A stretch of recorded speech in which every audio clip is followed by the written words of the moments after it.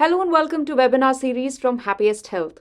Happiest Health is a global health and wellness knowledge enterprise which brings to you series of webinars on various health topics. I'm Revati Rajwan from the Happiest Health team and I will be the moderator for this session.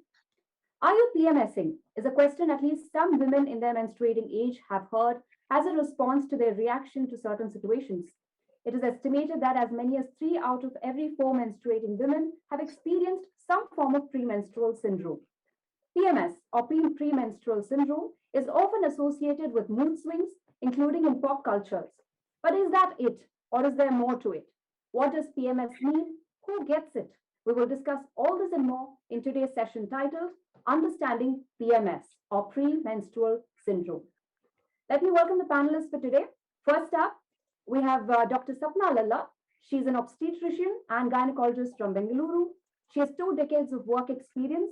She currently works with Aster CMI Hospital in Bengaluru and has managed normal and high-risk pregnancies with more than 5,000 deliveries to her credit. She's also trained in artificial reproductive services. Welcome to the session, Dr. Sapna. Thank you. Next up is Dr. Malavika Chaturvedi. She's a gynecologist from Uttar Pradesh, India. She has close to 2 decades of experience and her expertise is in infertility and reproductive endocrinology. Welcome, Dr. Malavika, to the panel. Thank you. Dr. Neeraj Raj is a neuropsychiatrist from Bengaluru, India. He specializes in dealing with issues of irritability, anger, and interpersonal issues, among other services that he provides. Dr. Neeraj, welcome to the panel. Thanks everyone. And we're glad we have a male member on the panel as well today on this topic of premenstrual syndrome. So I'll start with you, Dr. Sapna. My first question is the basic. What is premenstrual syndrome? And does every menstruating woman get PMS? PMS, as we all hear very often in our offices, its full form would be premenstrual syndrome.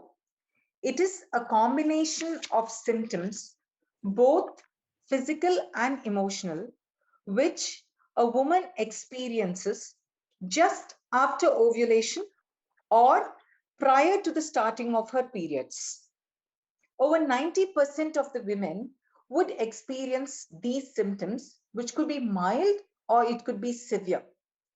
These symptoms could be anything from a bloated abdomen to headache, to moodiness, to any kind of low feeling. This could affect their normal activity day to day, disrupt their normal performance in life. It's usually seen due to the waning away of the estrogen and the progesterone hormones. Dr. Sapna, when you talk about the time when the PMS woman experiences the PMS or premenstrual syndrome, can you put it in a number of days? How many days before the menstrual cycle starts do we see? Usually it could happen 2 weeks prior, or I would say post your ovulation, when you find that there are going to be cyclical changes in the hormones. That's when we see they develop it between ovulation and the start of your period, roughly 2 weeks. All right. Dr. Malavika, a couple of physical symptoms have been listed out by Dr. Sapna. What are the other physical changes or physical symptoms that one experiences or is evident during PMS? See, everyone's body is different, right? So everyone has their own set of problems that can happen. However, as Dr. Sapna said, the most common symptoms would be a feeling of bloating, then your breasts would be painful to touch, then your nipples would become extremely sensitive and tender to the extent of being painful. You could have pain in your lower abdomen, you could have stretching sensation in your legs or cramps in your legs and lower abdomen. You could have backache and of course the mood swings and irritability. You could even have acne breakouts at times. You could there are people who even start losing hair during the PMS, but those are more rarer things. So I think I'll leave that out of fear for scaring all your patients. Dr. Neeraj, there's a general perception that PMS has got to do with mood swings. Is that it? What are the other emotional changes a person goes through during PMS? Thank you for inviting me. So, I, as Dr. Swapna and Dr. Malvika, they have briefly described the symptoms of PMS. From psychiatric point of view, we only look at probably whether the symptoms are becoming a disorder or not, right? So, as long as they are not causing dysfunction in day-to-day life, and people are able to manage those symptoms, and they are able to keep themselves relaxed, keep themselves distracted, and it's not interfering with their sleep and appetite and their overall functioning in day-to-day life, then we we wouldn't be involving in any as such medications or something. We predominantly try to help them to tide over the small period of time. And usually, as Dr. Sapna also told, so just before the after the menses, and just before starting the menses, that is a time when the threshold for frustration tolerance can go down. Sometimes it can reflect as irritability or that mood. Not everyone will have mood swings. It may or may not be associated with it, but usually that low mood can be seen, but it will not be majority of the day. Like usual depression, where we see that low mood can be persistent on majority of the day, or it can perlocate into all aspects of life. It could be recreation activities or our routine activities. But here it may not reflect like that. It may be fleeting episodes of low mood. Uh, yeah, that is how it is different from depressive symptoms. All right. Dr. Sapna, are these changes recurring in a predictable manner? Are the PMS symptoms and signs same every month? The PMS symptoms and signs may not be the same every month to the same person itself, but definitely it is cyclical with the hormones. The precursors of these symptoms can occur with the peaking of the hormones. At the time of the luteal phase, when the ovulation follows it, the hormone increases. When the hormones increase and decline rapidly, that's when you find that the estrogen increase and declination causes anxiety, irritability, and changes in the mood. So it is more cyclical with the hormonal changes. Similarly, at every cycle, when the neurotransmitters like serotonin or norepinephrine have an important effect to play, which Dr. Neeraj will definitely agree on. These regulate our moods, these regulate our emotions, these regulate our behavioral patterns. When there is a decrease in the estrogen, these hormones also decrease, indirectly decreasing the serotonin levels. When they decrease, they trigger sleep problems and lead to depressive mood symptoms. So similarly, as these hormones change, you find the symptoms coming up. There is a rapid shift in the patterns cyclically according to your hormonal changes that particular cycle. Dr. Neeraj, would you want to add to that? The hormonal changes leading to behavioral changes from a psychiatric perspective. Do you want to add to the points that Dr. Sapna has made? And also the fact that you were saying, mood swings need not necessarily be there for all of them experiencing PMS, and the other way around also, as well. If there is a mood swing, that does not necessarily mean the person is in PMS also. So could you add your perspective on that? One is collaborative history, like whether they are happening during the times of menses and after menses before starting. That needs to be collaborated, one thing. And usually what happens is, I, I don't know, like the neurobiology in depth is required, but usually what happens is the metabolite of, there's one hormone like progesterone hormone, right? So there's a metabolite of that.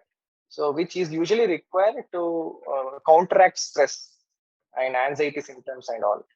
So, and they are also known to uh, act on pathways which are similar to, like, say, like say alcohol or something like that. So it will reduce stress. So what happens is when these metabolites they go down, so then there is a sudden risk for the threshold for to trigger anxiety symptoms or irritability can happen, because the alcohol is like why I give the example of alcohol is they all work on a pathway called as a reward pathway. So there is something known as GABA receptors. So they are seen as depressant activities. So when that is not there, then the trigger can create some anxiety episodes like that. All right. Dr. Malvika, is this PMS signs and symptoms are not same for all? It is different for each individual. Is this also a byproduct of any other ailment? If you have, say, X condition, then your PMS signs and symptoms will be more intense. Or if you do not have X, then probably the PMS signs and symptoms would be less intense. Is there a correlation? Is it a byproduct of any other ailment, the intensity of PMS signs and symptoms?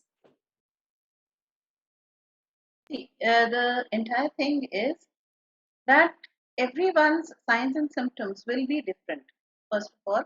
Secondly, as one keeps aging and going through the different transformative phases of life, so PMS symptoms will also not remain the same. They will vary from, sometimes they could vary every 2 months, sometimes not vary for many years. So, what exactly are you asking me? I couldn't quite, I think, get it. No, my question was, while it is different for different individuals, is it a byproduct of another ailment as well? For example, if you have an X or Y condition, your PMS signs and symptoms are more intense than somebody without the X or Y condition. Is it correlated to any other ailment? See, PMS is related very closely to the interplay of reproductive hormones, of the feminine hormones, as Dr. Sapna has just said, right? So it is very closely interlinked to these. You saying something? So please go ahead. So it is very closely linked to all these hormones. So definitely, those at those times in your life when such hormones will be secreted more, you are more likely to suffer from PMS, right? And have an increased intensity of those particular symptoms. And similarly, if you have depression or if you're going through stress, if you are having some other associated health issues, then also your PMS is going to increase or show up in different ways, because we need to remember that PMS is happening to the entire body, right? It is not happening only to a small subset. The human body is one intact machine, and we cannot really dissociate parts of it. So everything happens at the same time. Right. Thanks, Dr. Malvika. So, like polycystic ovaries, for example, that is very common nowadays. So, ladies who have polycystic ovaries will have a higher concentration of estrogen, will have higher testosterone also, most cases. So, in such women, the interplay would be very different from, for example, a thin patient who does not have polycystic ovaries, because they wouldn't have the same abnormalities of hormones that the polycystic ovaries patient has, right? Right. Similarly, I would just add on here, women who are suffering from hypothyroidism, women who are suffering from endometriosis, definitely their symptoms would be slightly more exaggerated at somebody without a hypothyroidism or an endometriosis. If there is a family history of a bipolar disorder, in such kind of symptoms, in such kind of patients, you'll find that the symptoms can be slightly more overplaying as compared to when there is no other family syndrome there. If there is a deficiency of magnesium, if there is a deficiency of vitamin D, in such kind of patients also, the way their body responds would be slightly more exaggerated as to somebody without any of these issues when PMS symptoms are seen. Right. Thank you, Dr. Malvika and Dr. Sapna. That answers my question. I just want to add one additional question under that as a subsection. We talked about PMS signs different for different age groups as such. Now, when you come to specifically children or high school students, for that matter, in that particular age group, how do parents deal with this? Because we do hear of students who have to go for their exams, but the PMS adding to the stress or anxiety. Have you seen cases like that? And how does a parent deal with this? Dr. Sapna, if you could take that question. Yes, when it comes to high school children, first thing is the fear and alley of how they are reacting in school. I have a 13-year-old at home who has just attained her menarche some years back, maybe 2 years back. And obviously, she's now flaring up with the menstrual PMS symptoms. So when she is reacting, she suddenly comes back home and says, Mom, I seem to be getting angry for no reason at all. She's having her issues with her grandmom. She's having her issues with her friends. And she feels at that particular time, the way she handles a situation is not in a similar mannerism as she would handle at any other time. So this affects even her performance at school. So these is what we are seeing in our offices nowadays. To add on to this with the kids, the mothers also get a lot of fear and anxiety that what is happening to my child, because they are highly informant now. In the older generations, they would hardly step into our office chambers. I don't think my mom ever took me to a gynecologist saying that, my little one is having these things. Is there something wrong about it? Now it is like the moment something comes up, everybody is talking about it. They are a little more informed. Google is always there. So they reach out. So these platforms, like as your platform, can definitely give them the best of the information that this could be normal. This is just the hormones in them. This is where we need to sit across the table and counsel them that this can happen. Again, when they are in their reproductive age group, that is 30s to 40s, you find them responding more, but they understand the fact that this could be related to their cyclical hormones. They could be reacting to that. So they start actually supervising it. They are more informant. So they start supervising how to react and sync their behavior in their following performances or workplace at home or something like that. Again, when they are reaching menopause, it becomes over exaggerated. When it is 45 plus, they don't know what is happening because they believe that menstruation is stopping.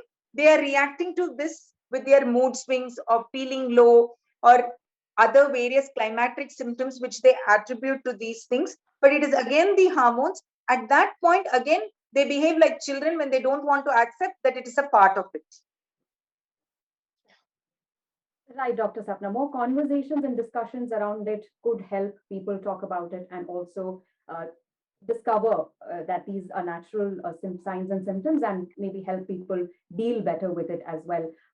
Dr. Malvika, my next question to you is while these are natural, normal signs and symptoms, when is it that a person needs to see a doctor? What are those signs and symptoms when a person must sit up, take note, and decide to see a doctor? A very easy rule of thumb is when your signs and symptoms are interfering with the smooth conduct of your life, when you are not able to handle things, when it is interfering with your sleep cycle, with your work, with your home, with your relationships, that is the time when you should see a doctor. Also, I would like to add, please do not believe everything that you read on the internet. Especially, most importantly, most of the, how shall I put it, most of the discussion boards that are there, you will inevitably every two, three, four posts later, you will come across one person who has something very huge and it is very scary. And then you will start thinking about it. And to the extent that it will eat away at you that, oh my God, if I get this, then this will happen, then this will happen. First of all, with PMS, nothing major usually happens if you reach the doctor well in time. It is nothing to be so scared of. There are so many things available to help you with your PMS. And one thing I would like to add here is most important to PMS management is some kind of lifestyle modification, which when you go to your doctor, they will talk to you, they will find out your daily routine and they will suggest to you. But I have had people come to me and tell me that I can't take modern medicine, I can't take English Angrezi dawai, and then what can I do, right? So it is not that every doctor will always give you 10, 15 tablets. Go talk to them. Maybe all you need is a couple of supplements and some exercise and some better nutrition, and you're well rid of your PMS. But everything will take time, and everyone who suffers from PMS has to understand that whatever medicine they get, right? So they have to have that medicine for a long enough time so as to allow it to affect the next cycle, because it isn't like a medicine for cold and fever. Here you eat it and here your problems are gone. It will be given to you for a month, 2 months, something like that, to correct your hormonal instability or your deficiencies, right? So patience, patience is very important. Right. Dr. Malavika, while you did mention about medicines, I'll quickly add another question to that. Certain medications are prescribed for dealing with PMS signs and symptoms, but are these medicines advisable in the long run? What about the side effects in the long run? Because PMS, every time a person experiences the signs and symptoms every month and the medication continues for a long time, is it advisable in the long run? Now, there is no blanket medication that is being given, right?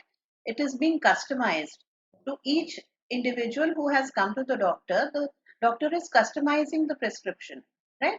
So many patients might just need vitamin D and maybe hypothyroid. If they are hypothyroid and it hasn't been caught, hypothyroidism, there is depression in that also. So maybe that is something that is happening and no one has caught it. So maybe that is all it needs. Mostly PMS symptoms that are not very severe do not need very prolonged medication, right? And in any case, most of the time, at least I can speak for myself, and in my city, most of the times I see that the younger women who come, the students, the teenagers, they are not really given much of medication. We first try to give them supplements and other things and suggest lifestyle modifications. And 70% to 80% do feel better with just that much. Sometimes medications are necessary in the long run, so those have to be weighed against uh, the risks of the medication have to be weighed against the risks of continued dysphoria, right? If someone is so upset and they weep for 15 days in a month, then surely a mild antidepressant is far better than they weeping 15 days a month, right? So it is always customized and it is based on the risk to benefit ratio.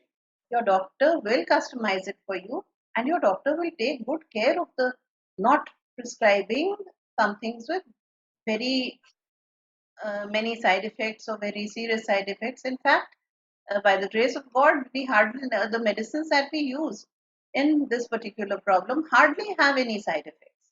Right. Very minimal, let us say. Right. Dr. Sapna, we've talked about how medicines can help deal with PMS. Is there a way to control or manage the PMS signs and symptoms through diet and nutrition? Are there any do's and don'ts, foods that you can eat and you cannot eat? Anything of that sort? Definitely. Lifestyle modifications can definitely help you to ease the symptoms of PMS by syncing your cycle. And in addition, it can even help you to keep your hormones under control by drinking plenty of fluids to ease the abdominal bloating. These could include any kind of herbal teas. These could include any kind of tender coconut water, buttermilk. This will help you to ease down the cramping and the bloating sensation. Constipation or diarrhea can be one of these symptoms. So taking a good amount of fluids, curds, yogurt, buttermilk will help you to substitute the lactobacillus and have a control on these symptoms. Again, when it comes to swelling, soreness of nipples, in such kind of situations, eating a balanced diet with a good amount of fruits and vegetables with good vitamin C in it will help you to lower down on these soreness. Cutting down on your smoking, alcohol intake, or a teetotaler, if you are cutting it down at that point of time, could help you to prevent the swelling in the legs or the cramping in the legs at this point of time. If at all, walking out in the sun for some point of time, good amount of guava, good amount of our dals will help you to substitute vitamin D in your natural diet, so that that could also ease out any kind of your mood swings at this point of time. Taking a good diet like pulses and dals, which are rich in vitamin B, which are rich in calcium, adding on a bit of fruits to it will help you to have a control over your moods. Similarly, doing at least half an hour of exercise on regular basis will increase the blood supply to various organs of your body indirectly, which will help the hormones to be at bay and keep your various symptoms in control. Set aside some time for some kind of a relaxation, could be some hobby or could be some drawing or some mandala art or some amount of breathing exercises. This also can help you in a mannerism to keep these symptoms at bay. Thank you, Dr. Sapna. Dr. Neeraj, you briefly mentioned earlier during the session that the psychological aspect or the emotional aspect of it, as long as it is manageable, it should be fine. But the concern is when it becomes a disorder. So we've come across something called premenstrual dysphoric disorder. Could you tell us about this disorder and when do you really know whether it is PMS or PMDD? think anyway, my take on overall thing is, can we look at these symptoms as a variation or an adjustment to the normal changing hormonal influence over the physical body, right? Now, if you look at in that spectrum, from one end it is normal, and you can say it is more of becoming dysfunctional, right? So in this entire spectrum, from one end being normal to being like dysfunctional, what we need to see is how are we ready to handle them, right? Handle these changes. It could be emotional changes or it could be physical changes and all those things. Are we equipped enough? Now, and on top of that, if you're looking at it in a more of a holistic way, biopsychosocial model, right, where genetic component is there, where environment component is there, right, and social component is there, and also you need to see is the age group at this point of time is also like we are seeing, looking at like adolescent age group, working population who are realistic, ambitious, and they are work oriented. They want to be more productive, right? So there is a personal aspiration also to be met. So what happens is, just when you come across irritability or low mood, like you cannot come to a conclusion that everything is because of PMS and all those things, right? So you also need to look at is so antecedent behavioral and consequence of what is happening. You need to look at, because our ultimately our thought process, our behavior and emotion, they are all interlinked, right? So what led to at that particular point of irritability? What was the situation? What was the stress at that particular point of time, right? So what was your behavior? So everything needs and analyzed. How many of us, right, who will constantly analyze our own emotions and our thought process? Not many people do it, right? But it's a very good skill. Like if you are able to analyze your own emotions and your thought process, you get a skill. What is that skill? That skill is emotional and cognitive regulation, right? When emotional regulation as a skill, if we can develop, then automatically our threshold to respond to certain triggers, they decrease. So we become more emotionally confident, and we can regulate in different particular situations. So that is a skill that people would need help, especially if they are becoming dysfunctional. That is what we do in therapy also, right? And only in severe cases, like severe cases where it is more almost like causing significant dysfunction, right? So what we usually do is, as PMS are usually they resolve within those time period of time. However, it is persisting. If it is persisting, and if you are looking at a clinical depression or clinical anxiety, what is clinical depression? Clinical depression means if the person is sad throughout the day, or majority of the day, or it is trickling down to all aspects of life, work life, social life, personal life, sleep, appetite, or not able to concentrate. It is accompanied with some say hopelessness or helplessness, a sense of worthlessness, or sometimes death wishes. Then only you can say that yeah, the gravity is more, probably it is more like a clinical depression, right? Or if it is just isolated anxiety episodes means it could be like, say, if there is a lion behind you, and you start getting panic, palpitations, like a rise in heart rate. Naturally, you cannot sit quietly, if line is there. So you will feel like a restlessness, moving around, right? Your mouth may become dry. You may feel like suffocating, or you may not be able to breathe properly, right? So, or sometimes people may faint or something, they may fall down. So, if these episodes, if they're occurring in a cluster, like a panic attack, or if they're happening, or isolated symptoms are happening here and there, and causing again dysfunction, right? Now, say because of significant anxiety symptoms, if you're not able to provide presentation in your office, then it becomes very difficult. So that's why. So dysfunction is the biggest criteria. If that's why premenstrual, so that syndromal colors, what syndrome is a collection of symptoms, right? And disorder means those symptoms, if they are causing dysfunction in day-to-day life, and if it is impairing you, then only we call it as a disorder. That explains your question actually, right? So if it is becoming a disorder, then definitely we need to see whether that is a mild, moderate, or severe. If it is mild, definitely again we usually stress on therapy, lifestyle modification, relaxation, exercise, distraction, right? However, it is on the scale of moderate to severe, then we usually suggest first stabilize, control the symptoms, then we can think of lifestyle modification.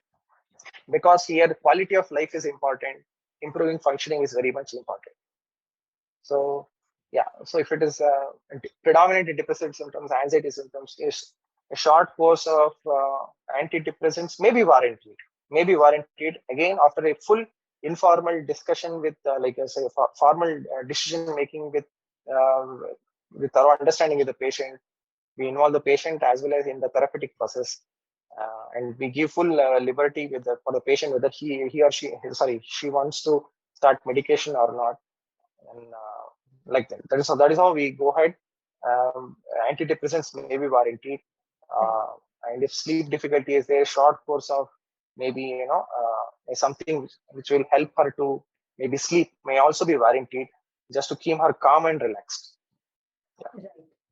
Right. So probably dysfunction is that operative word that probably distinguishes between PMS and PMDD when it Yeah, is that's very syndrome disorder. and the disorder. Thank you, Dr. Neeraj, for explaining it that very clearly. Dr. Sapna, as far as PMS signs and symptoms are concerned, uh, does a high intensity PMS have any correlation with the onset of other concerns like PCOS, PCOD, or fertility issues for that matter? So if somebody has a high intensity PMS sign and symptom, then their probability of them facing concerns like PCOS, PCOD would be higher. Is there a correlation that way?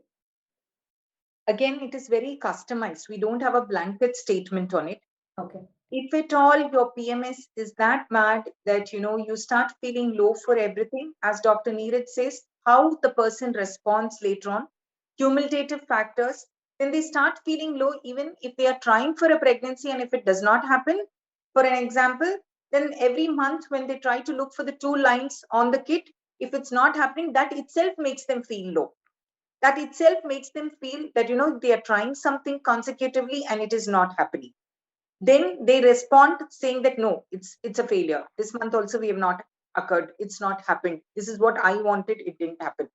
Again, similarly, if at all the PMS symptoms are very high and they are not able to perform in work, they're not able to go to their workplace, they need to take an off from work. So obviously there will be somebody else who might be much better, more regular at work.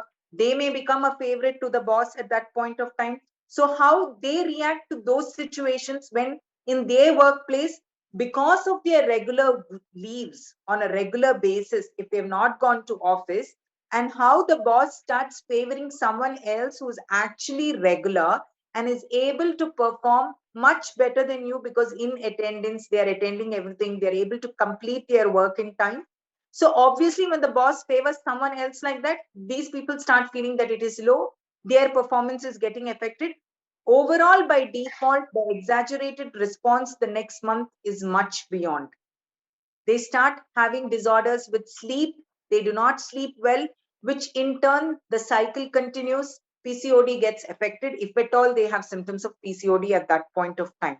So everything is basically interrelated here. That's how even their body, their self morale, and their esteem starts responding. Right. Thank you, Dr. Sapna. Dr. Malvika, Dr. Sapna, and Dr. Neeraj, as the closing round question, I'd like to ask each one of you. We're talking about the need for conversations and discussions around premenstrual syndrome or menstruation itself. Now, some of those experiencing PMS may have consulted you, or you would have heard about people discussing about PMS on a public platform or social media. What are some of the myths that you have come across that made you think, there needs to be more conversation about this? What are those myths that you have come across? We'll start with you, Dr. Malvika.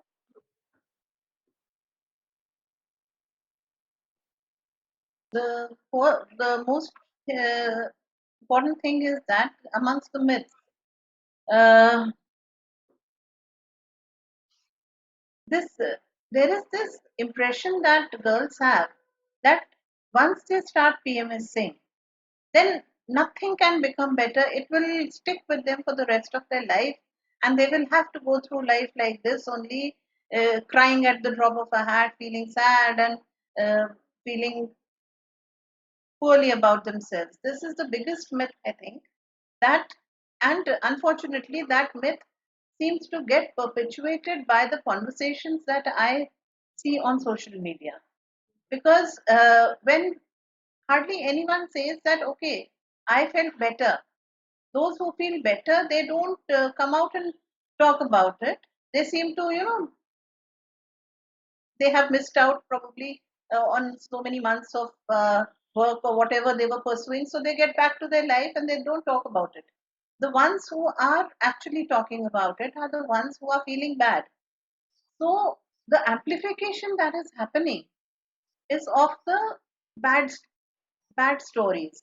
It's of the people with uh, severe reactions and who are feeling low. Now, this amplification is also causing, I'm not very sure if peer pressure is the right word to use here, but it is often kind of making, other girls who are reading such stories, who are reacting to such stories, they also start mirroring those symptoms. Dr. Neeraj will, I think, be able to expound on this better because it is something that occurs in psychiatry that you start, the more you read about something, you start identifying more closely, and then uh, you start feeling you are also getting it. So the conversation that is happening is very good in that it is making people reach out to their doctors, but at the same time it is also uh, everyone seems to be in a kind of low mood all the time, so that is not necessary. As we all have been saying, there are so many medicines available, and it just takes a little bit of time and patience and you will be fine. Do not uh, go give into pessimism. This pessimism is the most important myth I think you should address at breaking. Right. Thank you, Dr. Malavika. Dr. Neeraj, would you want to add on to what Dr. Malavika said and also about some of the myths you may have heard or had on PMS and menstruation itself?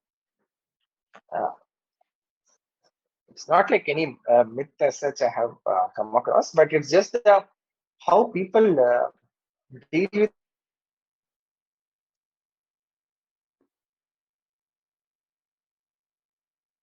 the problem. So it's quite different in different families. Like solace in probably religiosity, so I have seen certain people impulse seeking blessings from God, that hoping that there's things will become all right, or it's a bad start. So then it's doing some religious like that. So I have come across something.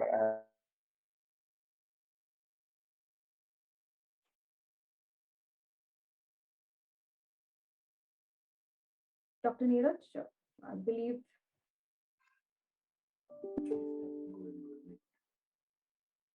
I believe there's a technical issue from Dr. Neeraj's side. We'll get back to him. Meanwhile, Dr. Sapna, if you can add your perspective on this. I agree with Dr. Malvika said and the initial part of the conversation, what Dr. Neeraj said. All I would have to add on to this is that PMS symptoms require a more in-depth treatment approach. It requires a more personalized, customized treatment, which is often not taken, which is not often goes unattended because they do not reach out. I would definitely utilize your platform to get across to people that a doctor or a clinician can offer this customized treatment to them, which they can help them to diagnose whether it is really something which needs to be attended on, or it is something which they can easily recognize, identify, and help themselves out, or it needs to be medically treated. They will be well guided if they reach out to a clinician. And reaching out to a clinician does not mean that there is something definitely wrong there. You can always reach out to your clinical care provider to discuss the issue, to identify is there an issue, and then to jot out that what can be done to handle this issue at what level, so that it does not progress and you do not have to live with it, as Dr. Malvika put it. Right. Thank you, Dr. Sapna and Dr. I would Malika. like to add Yes, something to this. please. One thing, I might sound politically incorrect saying this, but I would strongly recommend everyone who is following your platform to please desist from medicating themselves with advice from Instagram influencers. Please, please, please. They are not technical people. They do not know what you need. They can tell you certain generic things. They can tell you maybe about your diet at the best. But please do not take medication or buy any supplements on the advice of influencers. As you know, all these are monetized gigs, right? So, yeah, be a little careful with your hard earned money, right? Uh, Thank you, Dr. Malvika and Dr. Sapna, for for adding your perspective on this session. To summarize, of course, PMS signs and symptoms, very natural and normal, but takes it up and take note when it affects your day-to-day life, when it goes beyond a certain period of time, and it shouldn't.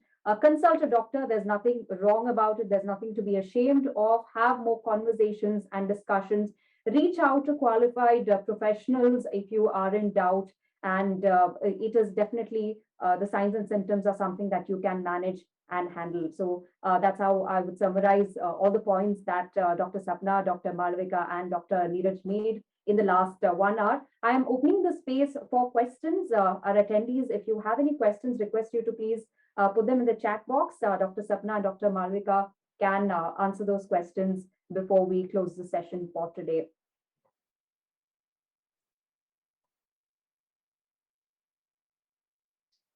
While we wait for those questions, I just wanted to quickly ask any of these PMS signs and symptoms that need to be taken note of as a sign of other issues like PCOS, PCOD.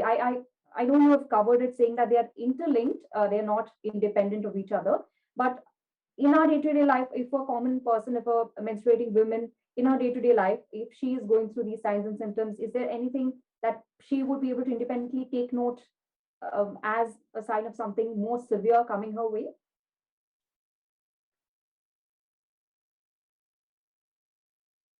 So, like for example, if the person is having pain during defecation, pain at the time of passing stools, doing potty. If during PMS that pain is there, if there is pain during urination, then if there is pain, if that woman is sexually active, if there is pain during coitus, during having a sexual activity, these are the things that could, for example, indicate that she might be having, might, this has to be ruled out. This is just an indicator that she might be having endometriosis, right? Similarly, if There is an abdominal, if at all there is swelling of the ankles, swelling of the feet, then it might indicate, do we need to see a physician if the swelling is increasing in intensity, if the swelling is showing any kind of a pitting there, then is it an edema which needs to draw your attention to any other medical disorder? Is it an edema which should draw your attention to a polycystic ovarian syndrome? That is another thing which needs to be kept a watch on. Sorry Right. to pick Dr. Malvika like that in between. no, it's perfectly fine. Right. Thank you so much, Dr. Sapna and Dr. Malvika. We don't have questions from the attendees. I believe we've covered a lot of angles and points, and which means that most of these doubts have been cleared, is what I'd like to believe. Thank you for those. I'll just say Yes, one thing, yes, that whoever listens to this later on, I would like to advise them that first, that the most important thing by which you can regulate your PMS is control your weight and control your lifestyle. These are the two, these two things are in your hand. If you can do justice to these things, then you might not need medications at all. Controlling weight goes a long way in controlling most of the most of the hormonal problems that women suffer from. I'm sure Dr. Sabna would agree. Definitely, Dr. Malvika. Right on the dot. right. Thank you so much. We are right on time to wrap up this session. Thank you, Dr. Sapna and Dr. Malvika, for taking your time out of your busy schedule and joining us on the session today, and for all the information that you provided on this topic that we discussed on understanding PMS, or premenstrual syndrome. We hope you can join us in future sessions, as well as Happiest Health will continue to discuss more topics on health and wellness. Thank you so much for joining us today.